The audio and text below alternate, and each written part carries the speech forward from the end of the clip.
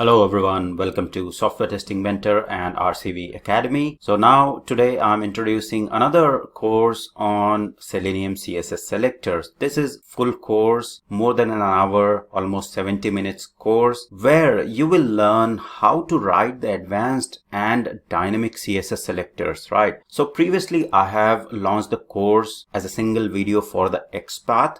Now, if you are doing any sort of web automation, you need the web element locator strategies, for example, XPath and CSS selectors in the cases where you do not have the attributes that you can find the web elements easily, for example, name and ID. And XPath and CSS selectors are the very basic of any web automation. So if you are using Selenium with Java, Selenium with Python, robot framework, it doesn't matter what you are using, locating the web elements in the web automation is the key and first and foremost thing to make sure your scripts or the automation scripts are robust and do not break very frequently. Now, many times you have your automation framework which is written very well, but if the team is not writing the good locators, you might struggle in those failing scripts. So your locators are the key to any automation script, and you have to learn the CSS selectors, how to write the advanced CSS selectors so that your scripts can handle any of the dynamic web elements that are there on your web application. So in this particular course, I have categorized it into different sections. So the first section is about the introduction of the CSS and CSS selector. So what is CSS and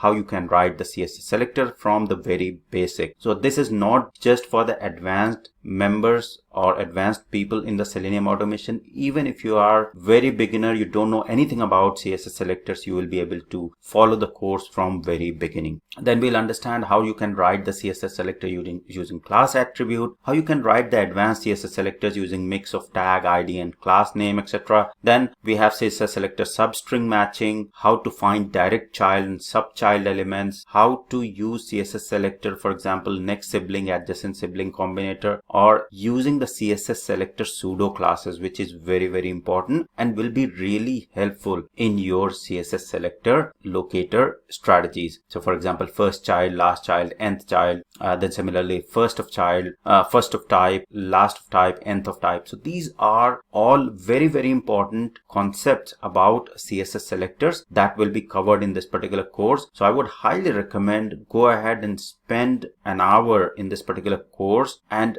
by the end of the course you will learn a lot about the locator strategies, how you can write good CSS selectors for your Selenium automation. So this is a basic thing, but your basics need to be really clear before you go ahead and build the advanced concept. It doesn't matter how good the framework you develop in the automation. If your basic Selenium locator strategies are not right, or the web element locator strategies are not right, your automation scripts do not make any sense because they will fail every now and then. So build your basics right, learn XPath and CSS selectors in these courses. So previously I have posted the XPath course, full course. This is the full course on CSS selector. Go ahead and take advantage of it. It is available for free on YouTube. And if you haven't subscribed to my channel, go ahead and subscribe it, because there will be a lot more courses coming in this particular format. So go ahead, subscribe and share with your friends as much as you can. Your support is really important for me to keep working on this particular project and channel. So thank you very much, and I'll see you in the class. Hello guys, welcome to Selenium CSS Selector tutorial. In this tutorial series, we are going to learn about the Selenium CSS selectors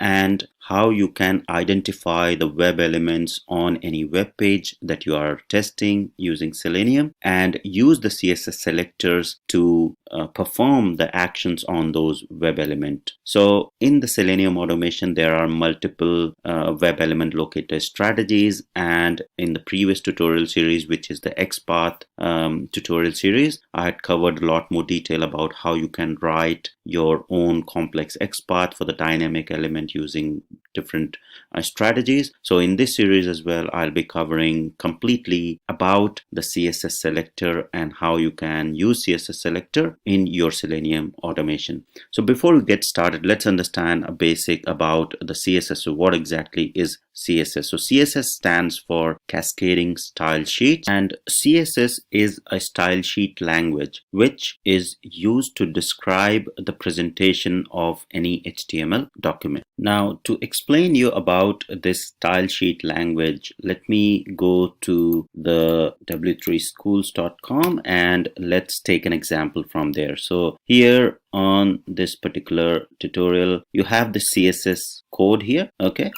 let me click on try, and you can see here, so this bit here which says h1 and then curly brace start and defines the color and the text align. So what this is basically the CSS code here which defines how this particular HTML page, so this is the HTML doc, the whole thing, and then CSS is basically embedded. So basically the body, what should be the background color, you can see the background color is light blue. If I change it to red and run it, you can see the change, the color got changed to red. And then here you can see that h1, so any h1 tag in this particular HTML document will be aligned, text align is center, so basically that's why this text is aligned in center and the color is white. So that's what exactly is the CSS or cascading style sheet language. So this is basically to show how the HTML document will be presented to the end user. So that's a bit of brief about the cascading style sheet or CSS. Now when it comes to CSS selector, so CSS selector is basically utilized to find which element or which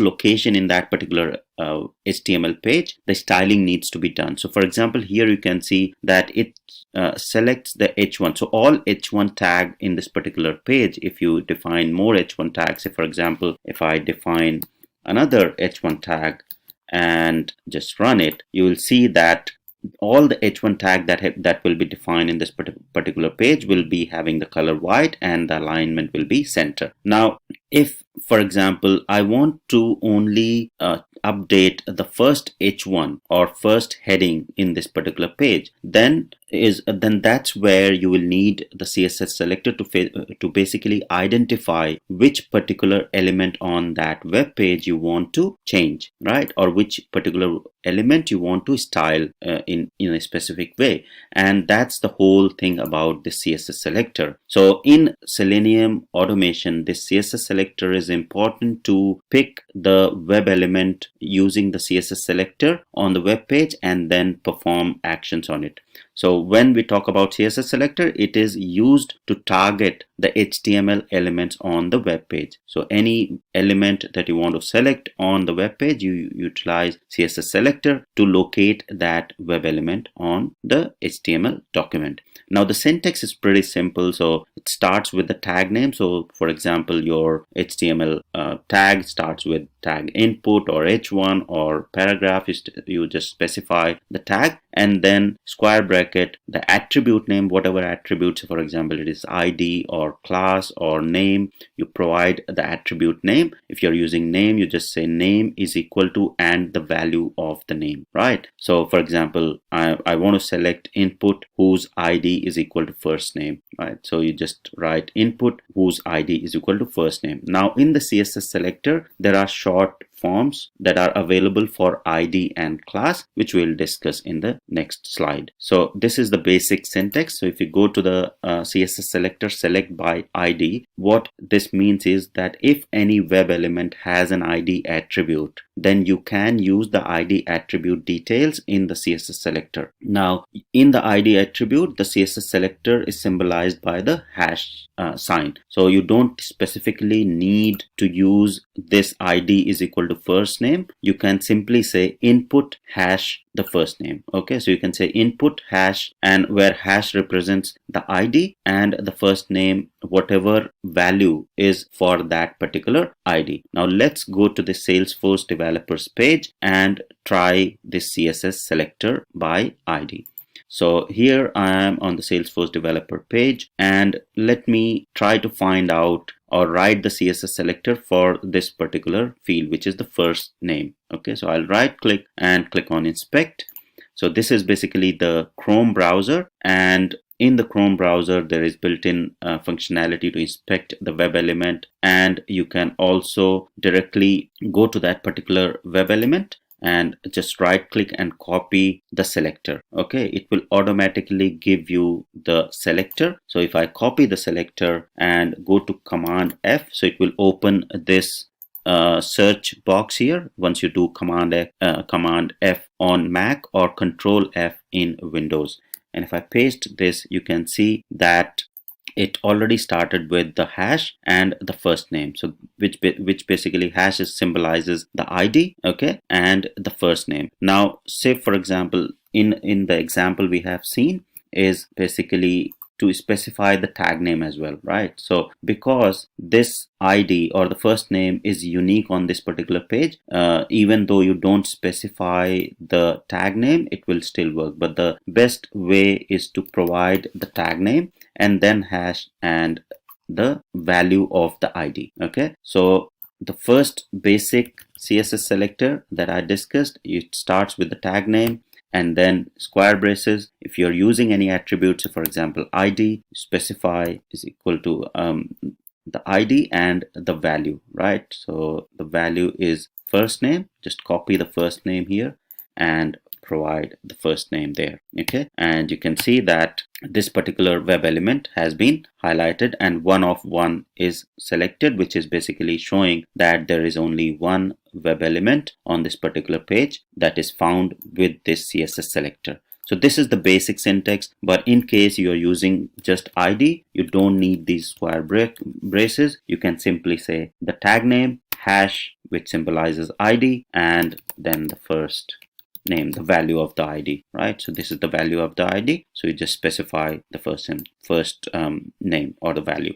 So that's how you will figure out the CSS selector for any web element using the ID. Now with the basic CSS selector, if you're not using ID, so for example, I'm using the class, right? Or I want to use the name, then I'll simply use the square brackets and then I'll say name is equal to, and on this particular web element, I'll just pick the value of the name and provide the value here, right? And here I have to put into single quotes here just to make sure it works, right? So here you can see that this particular web element with the attribute name and its value has been selected, right? So this is what the basic syntax is, and that's what we had discussed in here, right? So attribute name, whatever attribute you are selecting. So I had selected name and then is equal to sign and then within the quotes the value of the attribute, right? Now if I want to verify that this particular CSS selector works perfectly fine, let me go to PyCharm and try to pass on some value into this particular CSS selector. So I'll copy this and go to PyCharm, and here I am opening the opening Salesforce developer page in Chrome browser, and then I want to try to put some value into the CSS selector which I have copied. So let me remove the second line here. Okay, so I'm inputting the value RCV Academy in this CSS selector. So this is the robot framework which I'm just utilizing to show you that this particular selector works to input the value, right? If you want to learn more detail about the robot framework, there is another series that I have posted. Just go through that series to learn about the robot framework. So now if I want to run this particular web locators.robot, it will open the Chrome browser, open developers.salesforce.com. It will maximize the browser window. Yep, so it's opening salesforce.com. It will maximize the window, and then you can see typed in RCV Academy in the name field and then closed the browser, right? So basically this proves that this CSS selector is working fine. and it selected that particular web element and typed in the value. Let me minimize this. So to summarize, in this tutorial we have learned the basics of CSS and what CSS selector is and the very basic syntax of CSS selector. Then we have also learned about if you want to select the CSS selector by ID, there is a symbol that is hash that you can utilize. You can simply say the tag name hash, which represents the ID and the value of that particular ID. So we can also say here, if we want to symbolize or select this name field with ID, we can simply say hash and then provide the value first name of that particular ID. Okay, so let's try using this and see that it works perfectly fine and gives us the same results. So I have pasted that CSS selector and we'll run this code again, and it should enter the same value RCV Academy into the first name field. And this time I have utilized the hash sign to identify the CSS selector. So you can see that it has typed in RCV Academy in the name field and closed the browser. So to summarize, in this tutorial we have learned the basics of CSS selector and CSS, and then we have also learned how you can select or how you can create your own CSS selector using the very basic CSS selector format. So hope you like the tutorial. Thank you very much for watching. Hello and welcome to Selenium CSS Selector tutorial. In this tutorial, I'm going to talk about how you can identify or create a CSS selector for the web element which has the class attribute. Now, in CSS selector, if any web element on your web page or the application that you are testing has the class attribute, you can use the class attribute details in the CSS selector. And as we have discussed in the previous tutorial, that for the ID attribute, right, for if a web element has an ID attribute, you can use the ID attribute to identify the web element. And there was a symbol hash that was utilized to identify the ID, right? So you can simply say the tag name hash, which symbolizes the ID and the value of the ID. Similarly, for the class attribute, you have the symbol which is dot. Okay, so class is represented by dot and ID is represented by hash. So these are the two important things to remember in CSS selector, that whenever you're using ID, you can either use the very basic syntax that we have discussed in the first instance here, that you can specify ID is equal to and then the value in the quotes there, or you can simply just say hash and the value of the ID. And for the class attribute, you can simply say the tag name dot, because dot symbolizes the class, and the value of the class. Now let's go ahead and understand this in the actual web page. So I'll go to the Salesforce developers page, and here let's identify or inspect this last text box. I'll right click on inspect. Please remember that I've used Chrome to inspect the web elements on this page, right? And now you can see here that this has the class attribute. Okay, but there the value is, let me refresh this page because I don't want the error to be represented there. So now you can see the class, the value of the class is text field, right? So I'll just say Control F if it is Windows, or Command F in this particular window here in the element section, and you will see that this console has opened, or the search box has opened. So in order to identify the element with a class, I'll start with the tag name. So the tag for this particular element is input, right? So HTML tag is input, so you can just say input. And then in order to specify the class, the symbol is dot. So once you say dot, then you can specify the value of that particular class for this particular element. So the value of this particular element was, let me inspect again, the class value is text field. Okay, so I'll simply say text field. right? So with this particular class, you can see that it has selected the web element, but it has selected 6 web elements there. So what this means is there are 6 web elements in this particular page. If you see here, if I just say next, you can see that there are 6 input, 6 web elements with the tag input or type text and have the same class name, which is the text field. So you cannot identify this sort of web element uniquely if the class name is same for multiple web elements, and in those sort of scenarios you have to combine multiple attributes to identify these elements. Now, just to show you that you can identify the web element with a class, I'll use some other web element. Maybe I'll just use the sign me up. Let's see if this button has the class attribute. Yes, it does have the class attribute. So instead of using the other text box, I'll use this particular web element and see if the class is unique. So input and the class name was sign up. Yep, so now you can see it is only one web element, one of one has been selected, which has the unique class name sign up, right? So this is the class name here, if you see, and that's what we have used. So in order to write your CSS selector which has the unique class attribute or the value, then you can just simply say the tag name dot and the value of that particular class.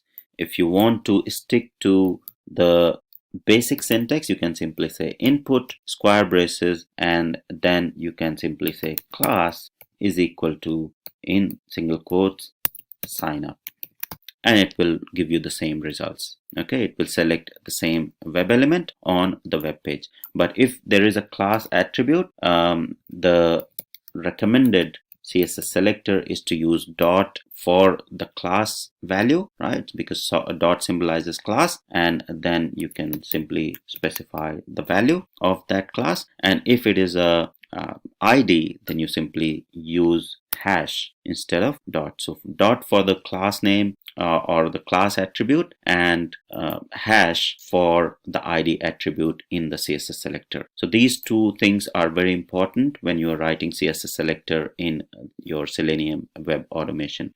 So that's pretty much all about the CSS selector using class attribute. Hope you like the tutorial. Thank you very much for watching. Hello and welcome to Selenium CSS Selector tutorial. In this tutorial, I'm going to talk about how you can select the web element using the other web element attribute. So we have already discussed about the ID and class attributes and the symbol for using the ID or the class if it is present in the particular attribute of the web element. But in case you want to select the other web element attributes, web element which have different attributes, so you can use the very basic syntax that we had covered in the very first tutorial. So like this same basic syntax, it's not going to change. It can be utilized for other attributes as well. So for example, you have the attributes like type or placeholder or value, etc. You can utilize the same syntax which we have discussed in the first tutorial, the tag name and the attribute name. So for example, the attribute that we want to select is the type or the placeholder or the value, and then the equal to sign and in single quotes the value of that particular attribute. So for example, I want to select the input field which has the value sign me up, right? So the example will be, the syntax will be simply input square braces and the value is equal to single quotes and the value sign me up. So you can also combine multiple attributes to make the web element unique. So in the last tutorial, we have seen that there might be chances that the attribute that you are selecting that is common, the value of that particular attribute is common across multiple web elements, and that's what we have seen here, right? So if I simply scan or inspect the text box here, the name text box. So in this particular text box, you can see the class is text field, right? Let me refresh this. So I just want to see the class as text field. I don't want to, once the error comes in, the class changes to text field has error. So this particular class text field is common across multiple web elements. So it's common for the last name, right? If you see that it's same class for the email address, and then it is same for the company name as well, right? So first name, last name, email, company name. So if you're selecting this particular, or if you're selecting this web element, say for example first name, using the class attribute, then you won't be able to just identify this web element just by using the class attribute, and you have to do a combination of multiple attributes in these sort of scenarios to identify the web elements uniquely. So, and that's where you can utilize the other attributes like type, placeholder, value, etc., which are unique for that particular web element, and not use class or ID if it is common. So for example, here I have the name, right? So name mostly will be unique for the first name, right? Because it says user first name. So I can use the name. Or if I use the type as text, it will be it won't be common, or it won't be unique for this particular web element, because it will be used for the last name, email address as well. So here you can see the type text is used for the company name as well. So that's not unique as well.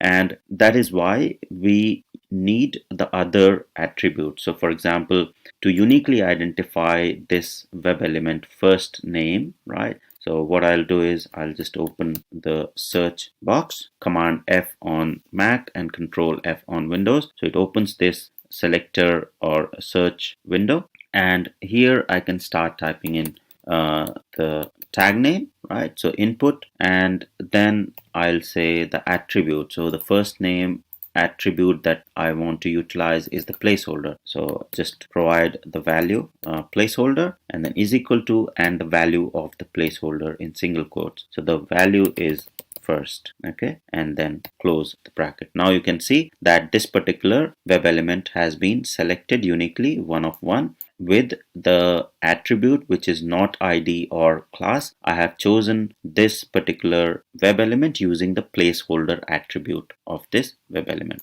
So you can utilize similarly the type or any other attributes that are present for the web element using this simple approach, or very common syntax. Now, how you can form the advanced CSS selector using mix of tags or ID or class name. So in case the class name or ID is not unique for a particular web element, you can do a mix of multiple attributes and form the CSS selector which is sort of unique. So for example, the syntax for that is the tag name if you are using a class, right? So the class, whatever the class value is, and so the dot symbolizes the class name, right, or the class, and the value of the class, and then the attribute or the other attributes that you want to utilize. Similarly, if you're using the ID and the value of the ID is not unique, you can utilize the other attributes which are unique to identify the CSS selector for that particular web element. So let's understand this on this particular instance. So for example, here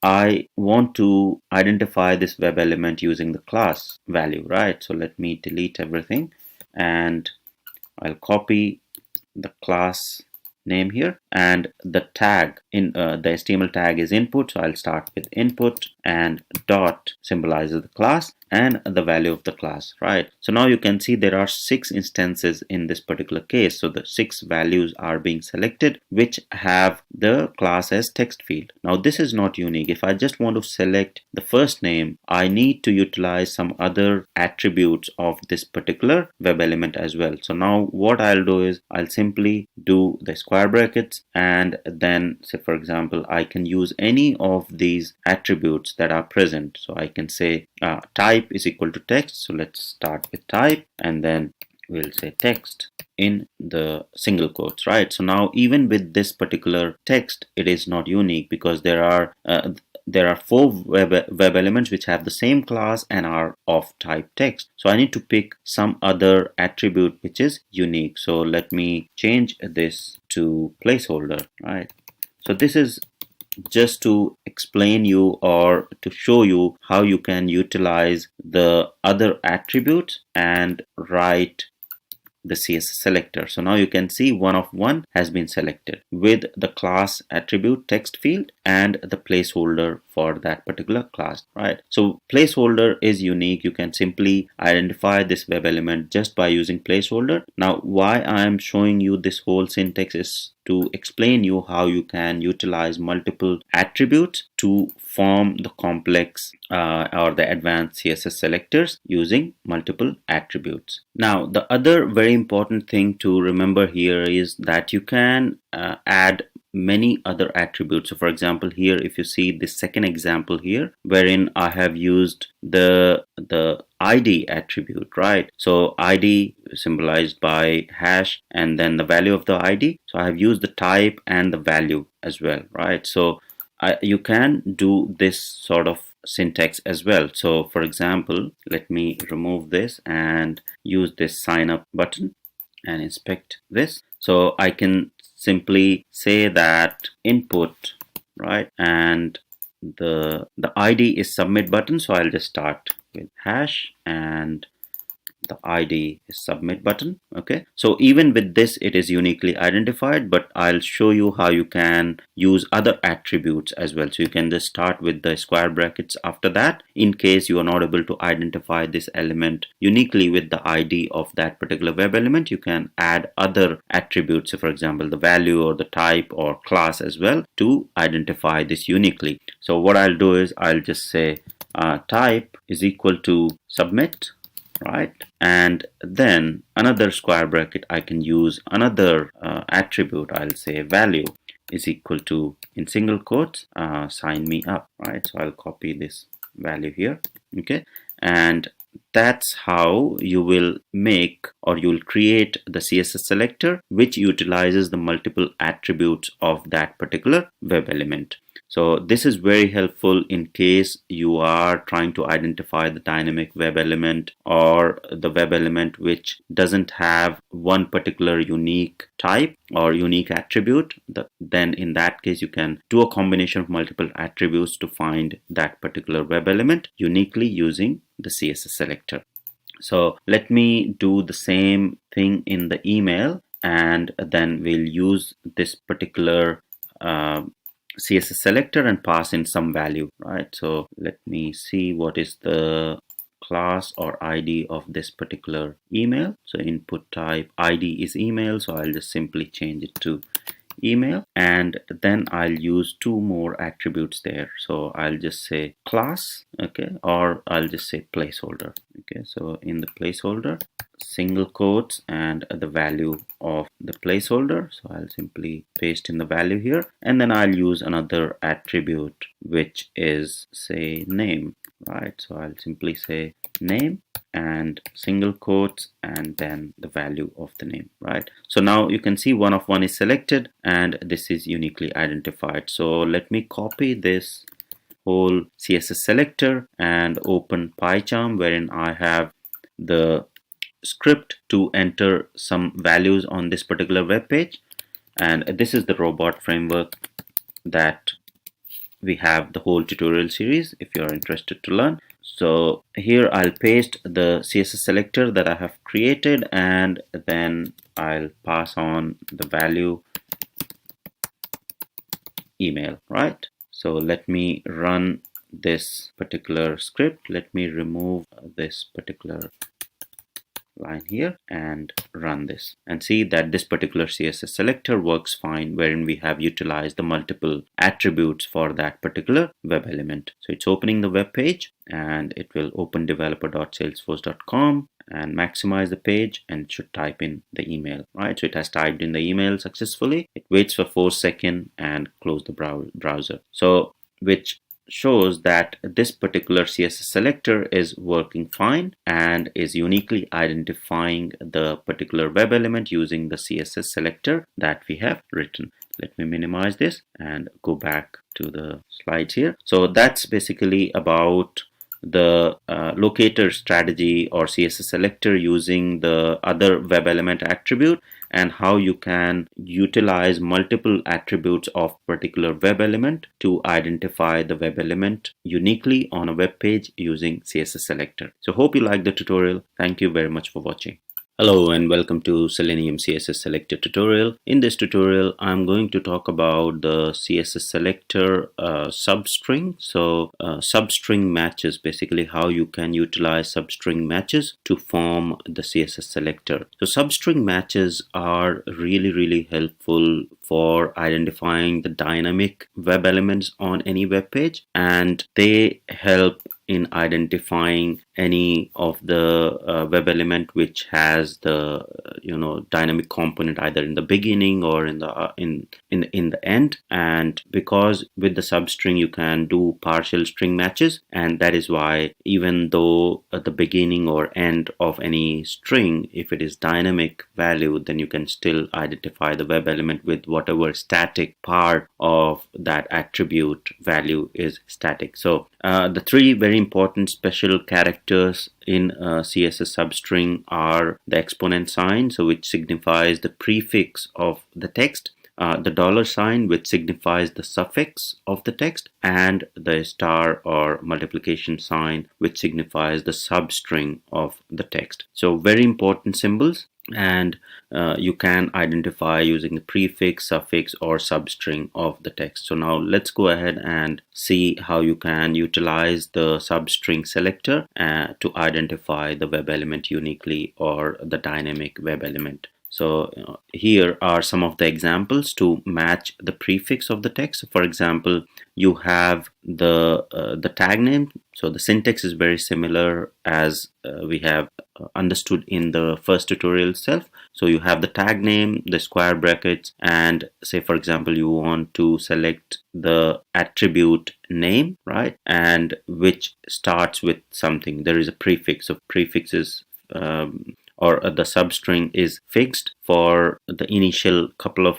characters. For example, country_c is fixed, and then there is dynamic value which changes in every refresh when the page refreshes. So in that sort of scenario, you can't rely on the name attribute, value of the name attribute fully. If you want to say country_c 1 2 3 4, and this 1 2 3 4 next time becomes 4 5 6 7 once the page refreshes, then in that case your CSS selector is going to fail. But if you just use the prefix, which is the exponent sign, and then specify whatever the static component of that particular web element attribute value is, then in that case, even though 1 2 3 4 changes to ABCD or 4 5 6 7, it won't fail. And same thing with the suffix. So you have the input. If there is something which is dynamic at the front of the string, but the latter part is static, then you can specify the suffix.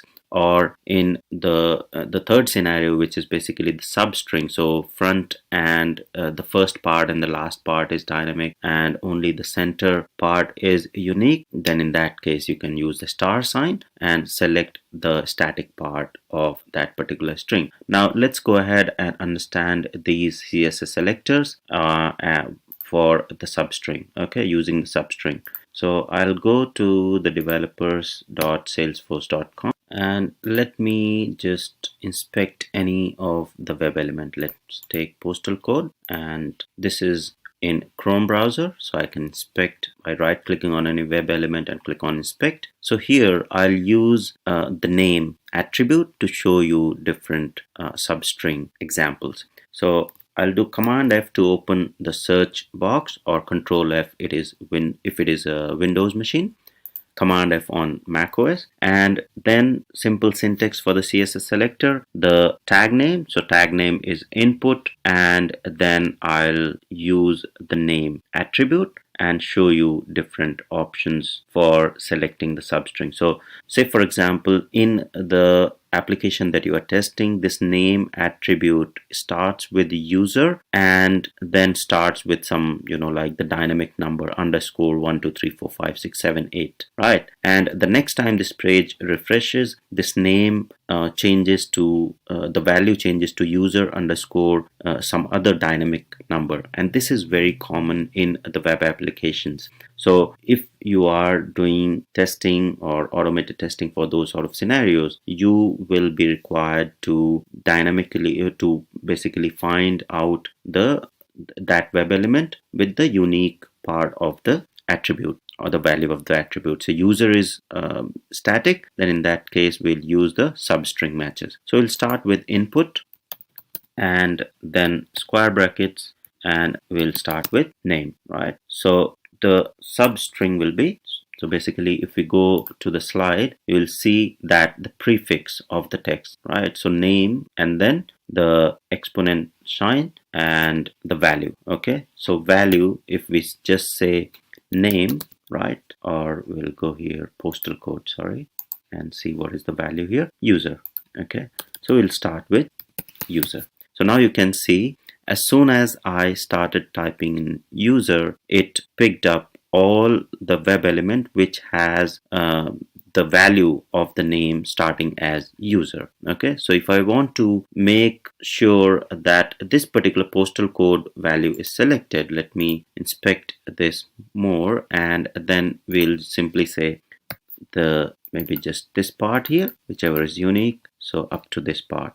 Okay, so user and then square bracket and then p. Okay, let me remove the whole thing here and just paste in the rest of the value. Okay, so we need to put it in quotes because there is a square bracket, and that is why it won't be able to identify. So there is a square bracket here, and that's why we need to put this whole value in the quote. Okay, so now you can see that it has identified this web element uniquely with the name starting with user and a square bracket p. Okay, similarly, if we want to identify the web element using the suffix, we'll use the dollar sign. Instead of the exponent sign, we'll use the dollar sign. So what we can do is we'll use the dollar sign. So I'll change it to dollar. And now because there is no web element on this page which has the suffix as user p, so in this case it won't be able to identify anything. So the suffix would be something like the ending with the string. Okay, so which is underscore code. Let's see if it identifies this particular web element using the suffix. Yes, so now you can see that underscore code is only available in this postal code, and then this has identified this web element using this name attribute and the suffix for the value of the name attribute. Now I can change it to any other attribute as well, right? So if I want to identify with ID, and I can just say the suffix as postal code, right? So I'll just put the code there, and sorry, just need to remove this square bracket here, and now you can see that it has selected. Similarly, to find the substring, right, so you'll just use star.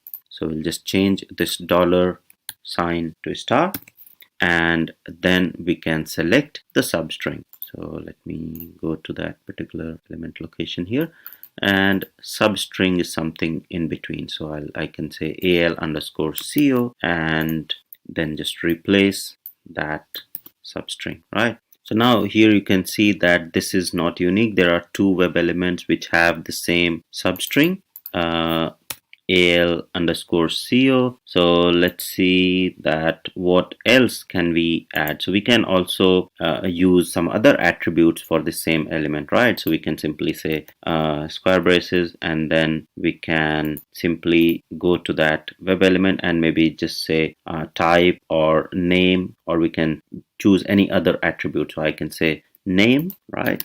And then we can use the prefix as well, or we can use the whole name attribute, whichever is sort of unique, right? So we can say just name starts with, so in the single quotes, and that's it, right? So now you can see this web element postal code text box has been selected uniquely. So what this means is that you can use multiple attributes and also utilize the substring examples. So you can use the combination of prefix for one attribute and the suffix for another attribute if both are dynamic, to combine and come up with the CSS selector that will work fine for the dynamic web element. So for example, for one attribute, the prefix is fixed, but it is not unique on the page. You can utilize the suffix of another attribute value and combine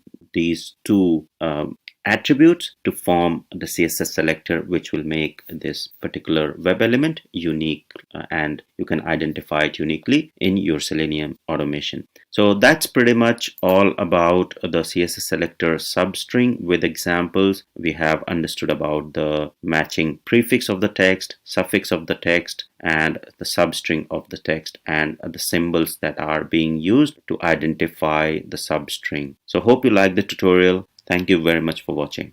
Hello guys, welcome to Selenium CSS Selector tutorial. In this tutorial, we are going to learn how you can find the child or subchild elements on any web page when you are doing automation using Selenium. So whenever you are using Selenium for your automation, then you'll be required to identify the web elements, and most of the time you'll come across identifying the dynamic web element, and these are the strategies. So in the Selenium CSS Selector that we are learning now, these strategies you can utilize to find the dynamic web element, and direct child and subchild are the key things to understand in Selenium CSS Selector, so that you can utilize these concepts to find the dynamic web elements as well.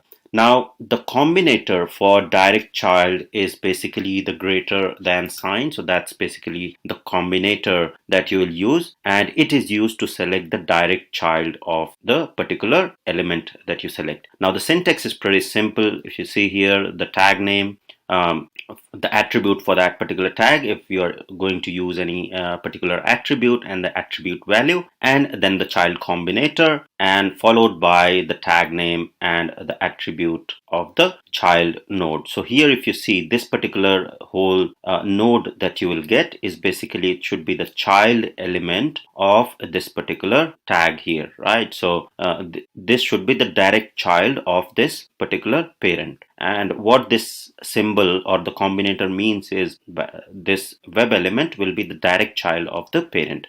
So the example is basically, if there is a tag name with a select and which has an ID of the country. So we have seen that in the previous tutorial that in CSS Selector you use the hash symbol to represent the ID. So ID is the country, the value of the ID is country, then the child combinator, which is greater than sign, and the child element. So you can use either direct option, or you can provide the value for the particular child that you want to select, the direct child that you want to select. Now, in the case of child or subchild, it will basically select all the child and any other subchilds within that child. And for that, there is a descendant combinator, which is nothing but a space. So you have the parent node and then space, then the node, the child node. So what it will do is it will select the child node and then any matching node below that particular child node. So for example, the child node has the tag name as div, and then below that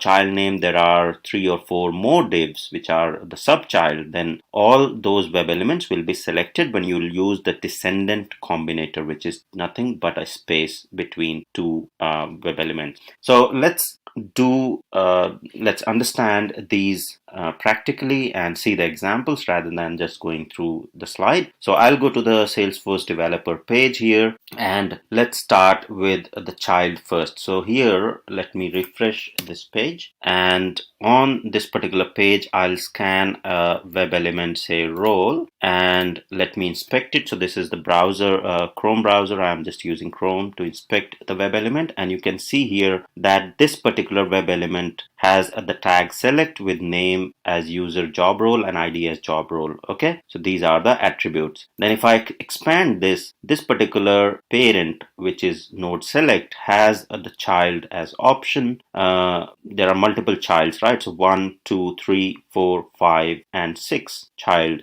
in this particular select node. So let's understand how you can select the child element using the child operator or the combinator, the child combinator that we used, and then we'll use the descendant combinator as well. Okay, so to start with, the first thing is the tag name. So I'll start with the tag name select. So I'll start typing. Let me copy the ID for this particular node as well. So select, and then for CSS selector to represent an ID, it starts with hash and the value of the ID, right? So now you can see that particular node has been highlighted in yellow. Okay, now to select the child node, you just need a greater than sign, okay, and the tag that you want to select. Okay, so you can, if you just provide the tag option, it will select the first child of that particular node. So the first tag name is select, and with this child combinator greater than sign with option, it selected, it highlighted the first child element below this particular parent. Okay, if I want to select any other child, so these are all the direct child, right? So I can select any of these if I want to specify some of the attributes. For example, unique attribute, I want to specify the attribute value and the actual value of the attribute. So I want to select the developer. Okay, so in the quotes, developer, and now you can see that developer has been selected. So how will this be helpful in case of dynamic web element? Okay, so for example, this is the parent here, right? And just the first child you want to select, but the first child doesn't have any unique attribute. Every time you refresh the page, it gives the attributes which are basically dynamic. So what you can do is simply you can use the child combinator and you can say option. Okay, so for example, this parent node has the static attribute. You just use the ID for that, and then you selected the first child of that parent. Even though the child has dynamic attribute, you will still be able to select. So that's where this child attribute is helpful. There are a lot more combinations that you can do, and there are a lot many other pseudo classes that I'll be discussing in CSS Selector, which will help you to identify dynamic element very easily. All right, so that's all about the child element selector or the child combinator for the direct child. Now when it comes to subchild, child or subchild, then you need to use descendant combinator. Okay, before that, let me explain you one more thing. So these are all options are the direct child. Now do you think anything apart from these options you will be able to select? Say for example here, if you see this select web element as well, these has options as well. So for example, can you select any of the values for this particular parent? The answer will be no, because the parent for these options is the select name with an ID country, but the parent for these options is basically the select with an ID job role. Okay, so with the child combinator, what you can select is basically the direct child of a parent. So even though if I put the option value here and specify a value, say for example I want to specify AU, it still won't select any of the values here. It won't select this option value because the parent for this node that I have highlighted here is not select with an ID job role. Okay, so that's a key thing to understand with the child, direct child. Now when it comes to child or subchild, the difference is only that it will select all the child and then any subchild nodes that match the tag. So let's understand that. So for example, I just want to remove this sign and replace it with space. Okay, so we were at the job role, so I'll just remove the value.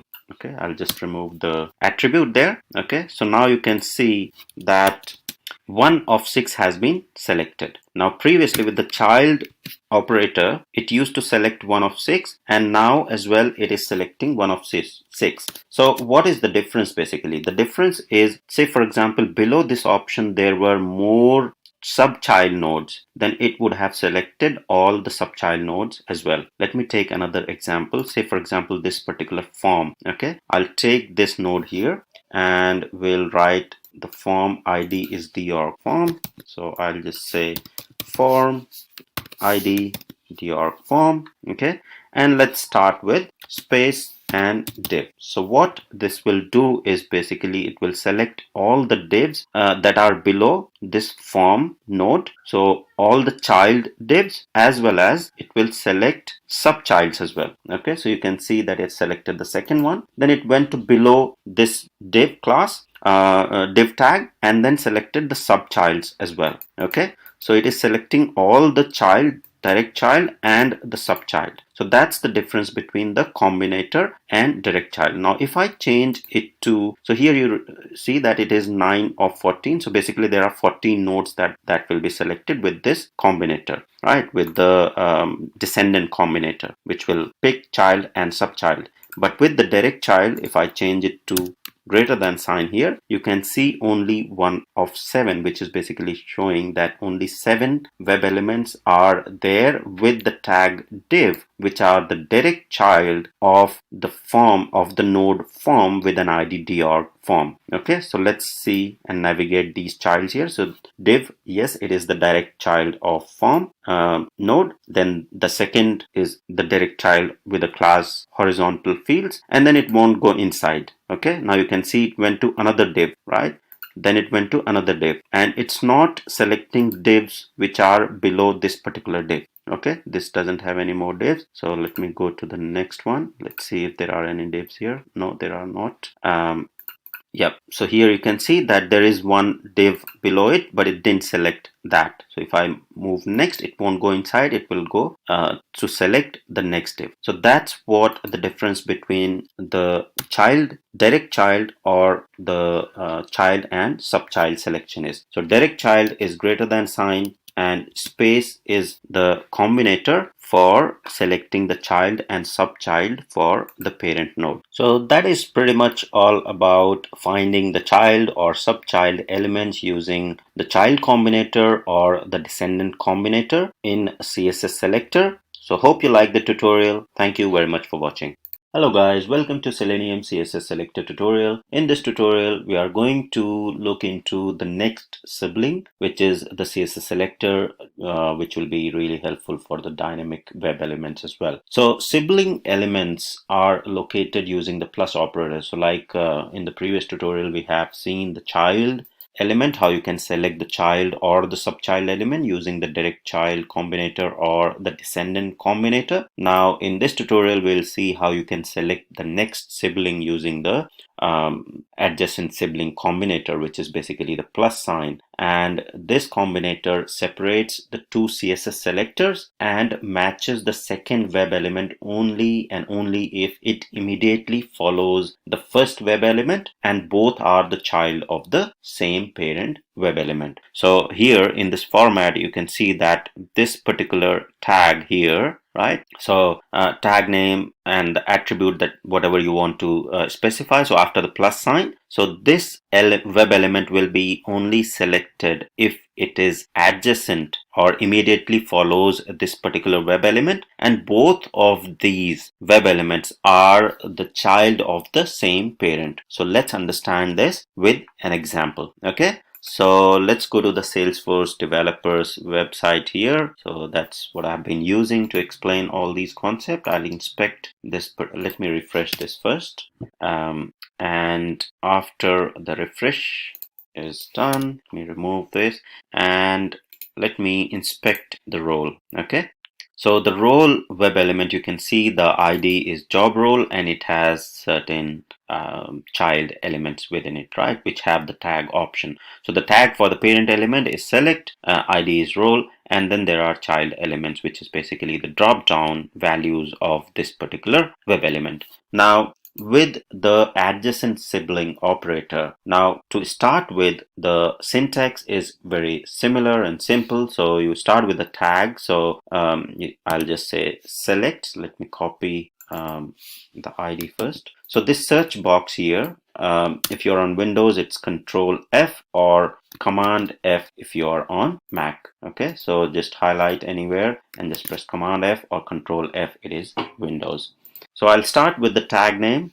I'll say select, and then the ID that I have copied for that particular tag, which is the job role. Now you can see it has been highlighted. So this is basically the parent element. Okay. Now with the adjacent sibling, if you see, or the next sibling, what you can select is basically all the sibling and with the reference of the first web element. So if this is particular sibling, this is the child of a particular parent, then if there is any sibling which is adjacent to this particular node, then this next sibling operator will select that. So here, so for example, I want to select architect CTO, which has the dynamic attributes and is the sibling of this particular developer node. Okay, so in those sort of scenarios, this will be really helpful. So what we can do is, instead of going through the parent, we can just say option with value developer, because this node might have, or just assume that it has the attribute which is static, which has the value as developer. So we'll just say value is equal to developer. Now you can say that has been highlighted, and adjacent sibling or the next sibling, you just use the sign plus. Okay, and then if I just say option, it will select the next sibling, okay, which is just adjacent to the first node. So that's the operator to select. So plus is the operator to select the next sibling, and this operator or this CSS selector is very helpful when you are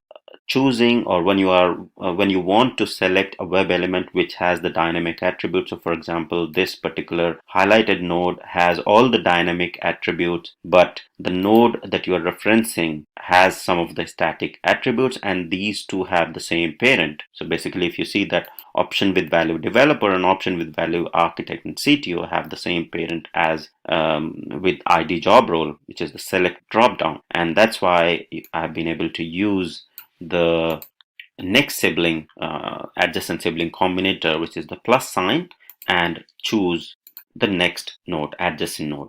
Now, would it be possible if I want to choose the administrator, right, by just specifying the value, right? So I'll just say I want to choose the administrator, or the option which has the value as administrator, right? So this won't work with the next sibling, because as the name suggests, it will only select the next sibling, which is just as adjacent, okay, and has the same parent. So in this case, it will be just the next sibling referencing to the node that you have selected, or the web element that you have selected in the first place. All right. So that's pretty much all about the CSS selector next sibling and the adjacent sibling combinator, which is plus sign, and how you can use it to write your own complex dynamic CSS selectors to use in your Selenium web automation. So hope you liked the tutorial. Thank you very much for watching.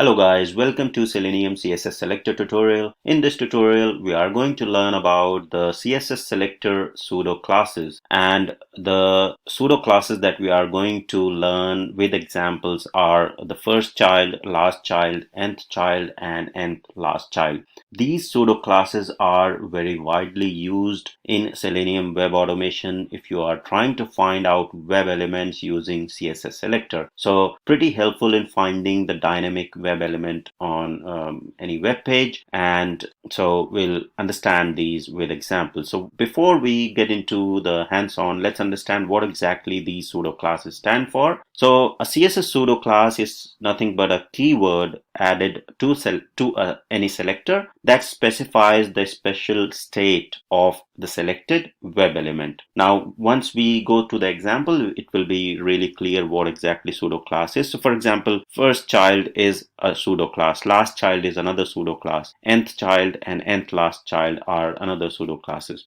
There are many other pseudo classes that you can browse through and use, but these are most commonly used ones, which will be sufficient to find the dynamic web element. So the first child, what this does is it returns the first element from the group of sibling elements. Similarly, the last child returns the last element. Okay, nth child returns the element based on their position. So nth child, you have to provide the argument in this particular pseudo class, and similarly in the nth last child you have to provide the argument. So it will select the web element based on the argument that you provide. So the argument is nothing but the position that you specify. So for example, you want to select the web element which is at the 5th position or the 5th position from the last. So these the nth child or the nth last child will help you to achieve that. Now let's go ahead into the actual scenario and understand and write these particular CSS selector with the pseudo class.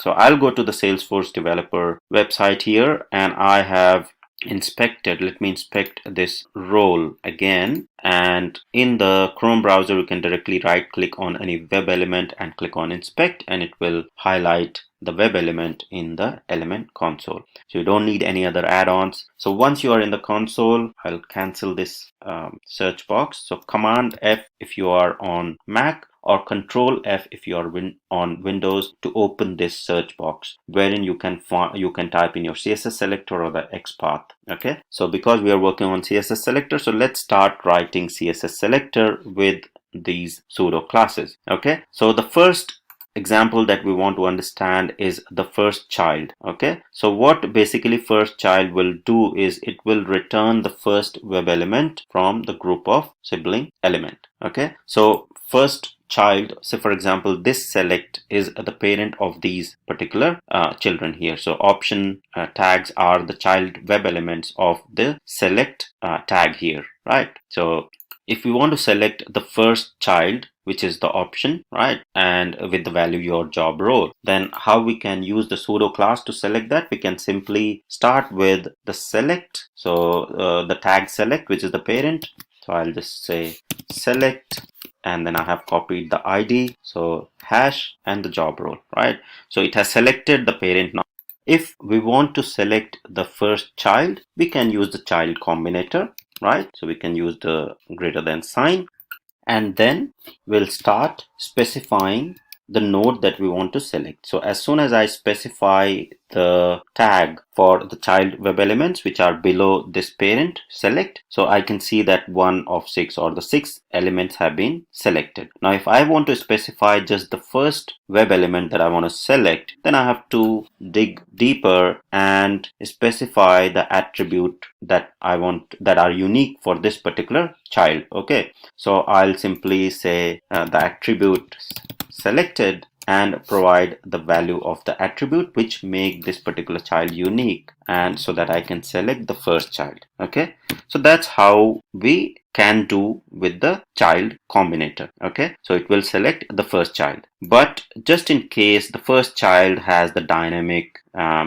attributes and there is nothing unique that you can select, in that case the pseudo class first child is really helpful. Okay, so what I can do is I can simply remove the whole details here, right? I can start with a colon and then I can say first child, right? So now you can see that by default and automatically with this pseudo class, it selected the first child of this particular parent that we specified. So this is the parent node, the highlighted one, select with an ID job role.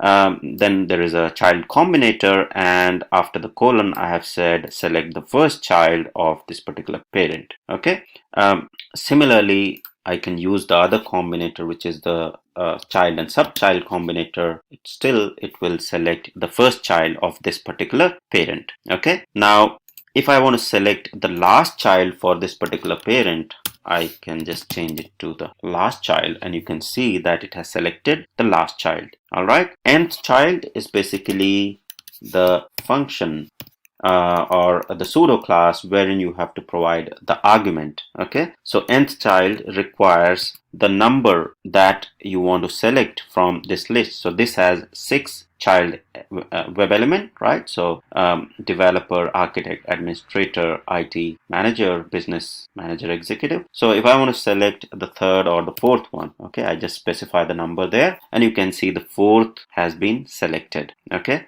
the difference between the nth child and nth last child is basically if I change it to the nth last, okay, you can see that architect CTO has been selected. So the difference is basically Nth-Child returns elements based on their position in the group. So it starts from the top, and Nth-Last is basically returns based on the position, but it counts from the end. Okay, so you can see it counts from the end. So that is why if I specify the value as 2 and specify the Nth-Last, it's selecting the second last value and starting from the end. If I say change it to the Nth-Child, then it selected the second web element, which is developer, that got highlighted. Okay, now you can specify the tag. Okay, so here before the colon you can specify tag. Okay, I can say option, okay, which is the tag, and then colon, and then I can use all these pseudo classes, which is first child, last child, nth child,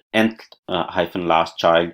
So I can use these pseudo classes, but if I don't want to use any of the tags, I can simply use the star. Okay, so I can say the star colon nth-child or the first child, and specify the arguments if I'm using Nth-Child or the Nth-Last-Child to select the child web element. Okay, so that is basically how you will be utilizing the CSS selector pseudo classes first child, last child, nth child, and Nth-Last-Child to identify the web elements, which mostly will be will have the dynamic attributes. So there is nothing like static ID or name that you can utilize. So you have to reference those nodes with in context to some other node, and that's what we are doing here. So we are referencing the node which is the parent, and then from the parent we are using these pseudo classes first child, last child, etc.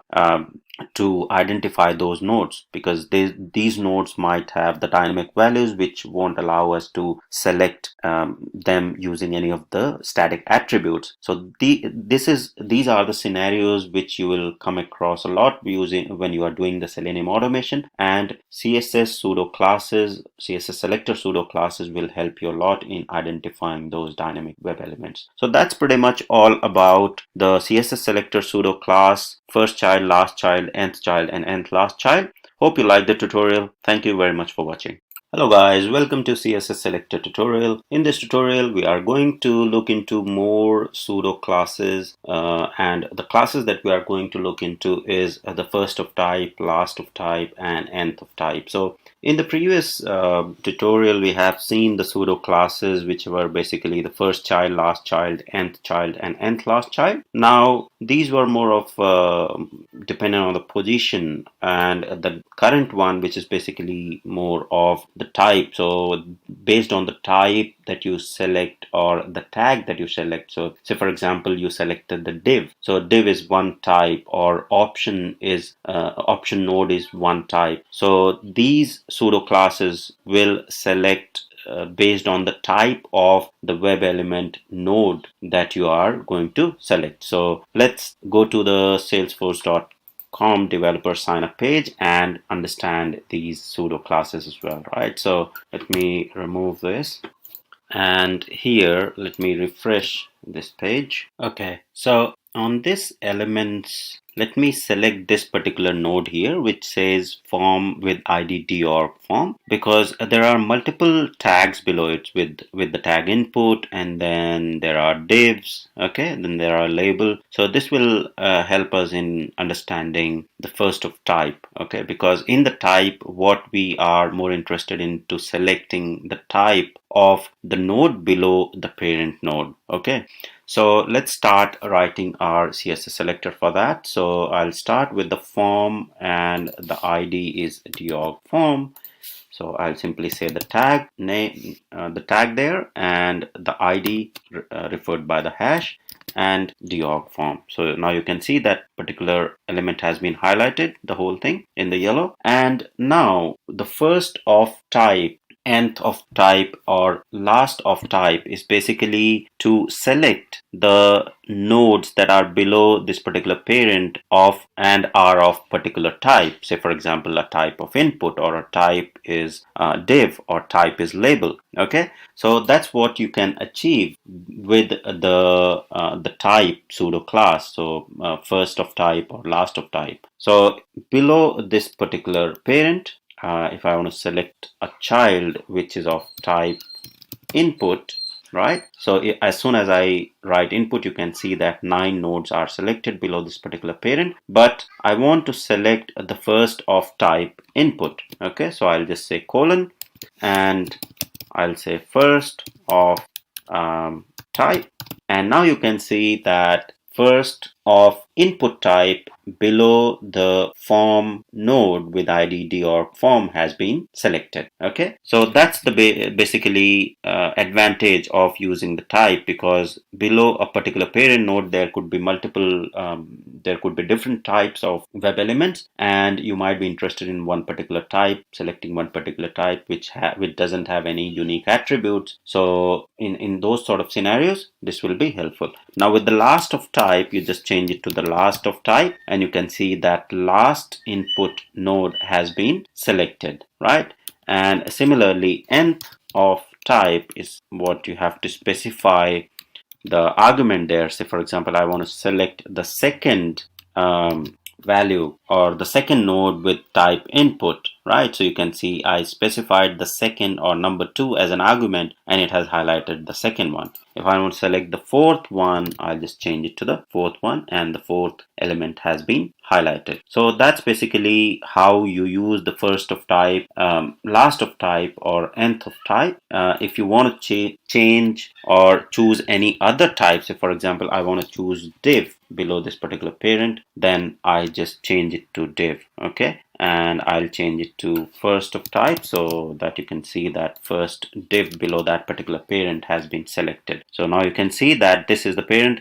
These are all the nodes which are of input type. This is the first div type that has been selected. Similarly, if you want to change it to some other node or last of type, you can simply play around and understand a lot more about these pseudo classes, which is first of type, last of type, and nth of type. Now please remember that with all these fundamentals, whenever you're using these to figure out your Selenium web element locators using CSS Selector or XPath, which I have covered in the XPath tutorial series, and there are other locator strategies that I have explained in the robot framework tutorial. Please go through all these strategies, all these videos to understand what all has been explained and how you can utilize the mix and match of these strategies to figure out the web element easily, the path for the web element easily, and this can be helpful. Now another thing to remember is that not all the web element locators that you will be writing will be working in your